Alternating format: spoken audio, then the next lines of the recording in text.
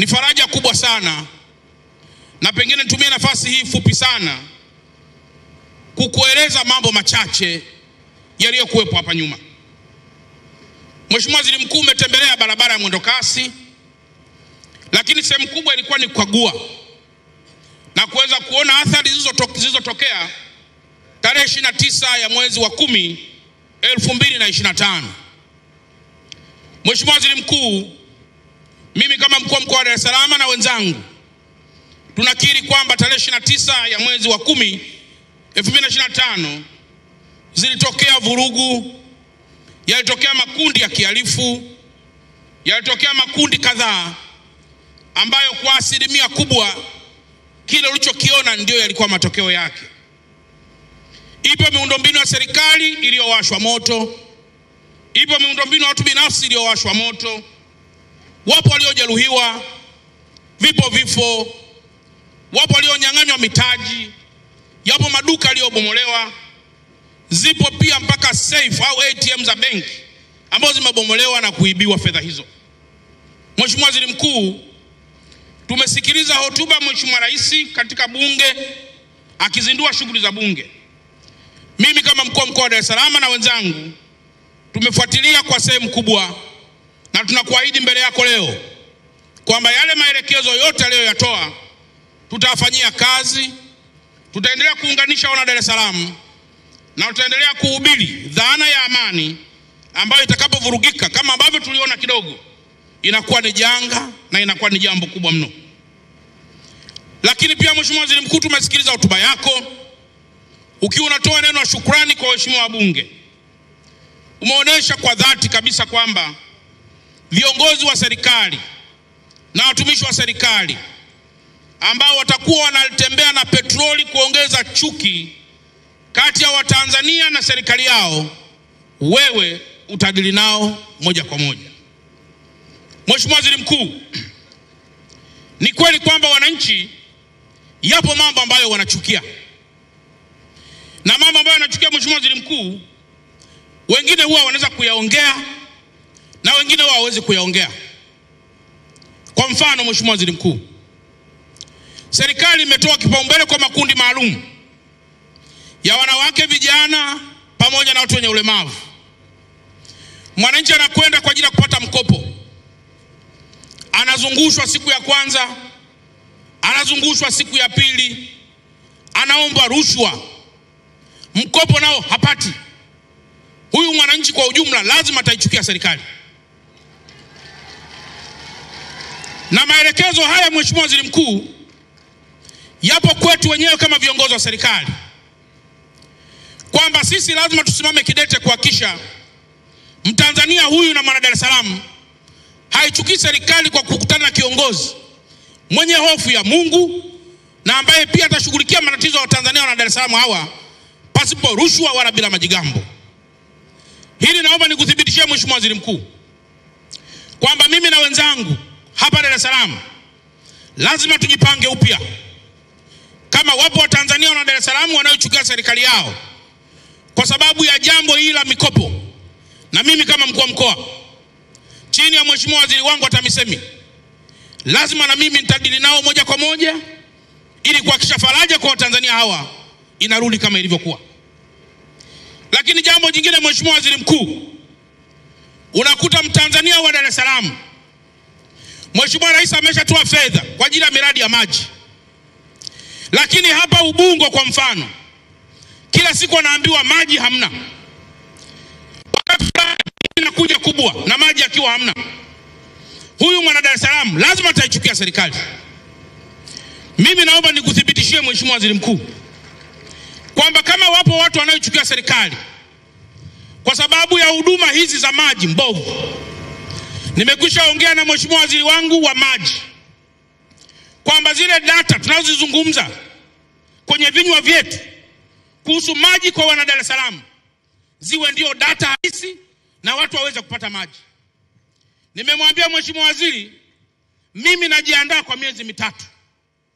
Kama hali ya maji itaweza kuendelea kusumbua watu wa Dar es Salaam na wakaendelea kuichukia serikali, nitamfikishia waziri wangu wa TAMISEMI, atafikisha kwako, na hawa wote ambao wanazembea kuweza kufanyiwa kazi ya msingi.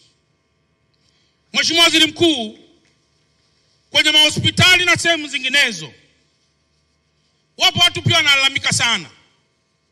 Nimejibiwa vibaya na daktari, nimejibiwa vibaya na nesi, nimeomba rushwa na kadhalika. Nataka nikuthibitishie Mheshimiwa Waziri Mkuu, haya yote tutasimamia ili kuhakikisha yale malalamiko ya wenzetu yanafanywa kazi. Lipo kundi la vijana wa bodaboda, kila likipita huko ilikuwa ni rushwa, ilikuwa ni faini kubwa. Bodaboda ni ya shilingi milioni 2, faini milioni 3. Mheshimiwa Waziri Mkuu, mambo madogo madogo kama haya yanaweza pia kutuchonganisha kati ya serikali na watu tunaowaongoza. Naomba pia nikuthibitishie kwamba mambo haya yote yatafanywa kazi katika mkoa wetu wa Dar es Salaam. Mheshimiwa Waziri Mkuu, niruhusu kwa muda dakika moja tu nikupe tu hadithi ndogo. Tarehe 29 ya mwezi wa 10, yupo dada mmoja yuko pale Kimarabaruti. Yeye huyu dada amemaliza chuo kikuu na alitafuta ajira akakosa. Lakini baadaye akapata uwezo wa kupata mtaji. Akaenda kufungua duka, akafungua na sehemu ya chakula. Ameweka mtaji wake pale wasi chini ya milioni 50. Lakini yule dada miaka 4 iliyopita aliolewa. Kwa bahati mbaya akapata mimba na akamiskeli, mtoto akafariki. Mheshimiwa Waziri Mkuu, yule dada anapata tatizo la kuwa na overprolonged bleeding isiyopungua kwa miaka 3. Mume wake akamwacha. Akawa na mikasa 3. Mtu mwanae amefariki, mumeo amemwacha na amepata madhara afya. Tarehe 29 duka lake na sehemu anayouzia chakula ikawashwa moto. Akaja ofisini kwangu analia kwamba Mheshimiwa Mkuu wa Mkoa, sioni mbele wala sioni nyuma. Nachokiona mbele yangu ni sumu ili niweze kupotea katika ulimwengu. Nilimwambia dada, pole sana. Mimi kama mkuu wa mkoa lazima nichukue hatua. Urudi angalau kwenye hali yako. Nafahamu waandamanaji hawa au vikundi hivi watu wenye fujo wamefanya mambo haya kwa kumgusa hata asiye na hatia, hata asiye na chama, mfanyabiashara wa kawaida. Lakini haya yote Mheshimiwa Waziri Mkuu tunaendelea kuyashughulikia. Na watu lazima waone Mheshimiwa Waziri Mkuu kwamba tunapoingiza Dar es Salaam na maeneo mengine yote katika vurugu, madhara yake ni makubwa. Yanamgusa aliyefanya vurugu na ambaye hajafanya vurugu. Na Dar es Salaam Mheshimiwa Waziri Mkuu, nimekutana na wazee 3 na mmoja kwa bahati mbaya amefariki. Wao walikuwa wanatumia dawa za pressure. Na kwa bahati mbaya kwa siku vurugu zilikuwa zinafanyika, dawa zao zilikuwa zimekwisha. Mheshimiwa Waziri Mkuu, siku ya kwanza sukari na pressure inapanda, siku ya pili sukari na pressure inapanda. Hakuna daktari wala hakuna dawa anayoweza kupata kwa sababu waliambiwa wakae ndani. Mheshimiwa Waziri Mkuu, mmoja ameparalyze na mmoja amefariki. Walipokuja kunieleza Mheshimiwa Waziri Mkuu, nikasema haya ndio mambo ambayo Watanzania tu tunayaona. Ni kweli sisi tunaweza kuwa na ugomvi wa kawaida wa vyama vya siasa kati ya mimi Chile Chalamila au mkuu wa mkoa au mtu mwingine yote. Lakini ugomvi wetu kamwe ukienda huko, Mheshimiwa Waziri Mkuu, nikupe dondoo tu kidogo. Maeneo ambayo yalikuwa on target kuweza kuyachoma moto bila huruma. Moja ilikuwa ni stendi ya Magufuli. Hii ilikuwa inaungua yote, hii hapa stendi hii hapa. Na Mheshimiwa Waziri Mkuu, nilishukuru jeshi lilikuja haraka likalinda stendi. Mheshimiwa Waziri Mkuu, target ya pili ilikuwa ni mabasi ya mwendokasi. Yameunguzwa mabasi mengi tu ya mwendokasi na kupiga vituo vya mwendokasi. Target ya 3 ilikuwa ni miundombinu ya gesi ya TPDC. Kulipua miundombinu ya gesi na kulipua vihenge vya mafuta vilivyoko pale Kigamboni. Mheshimiwa Waziri Mkuu, nishukuru vyombo vya dola vimelinda kule. Mpaka leo mnaona miundombinu hii inaonekana. Jaribio la 3 ilikuwa ni kuchoma jengo la TCRA. Na walichoma kibanda cha mlinzi. Jeshi likaja mbele kwa ajili ya kulinda amani hiyo. Mheshimiwa Waziri Mkuu, jambo jingine ilikuwa ni kuchoma miundombinu ya TANESCO.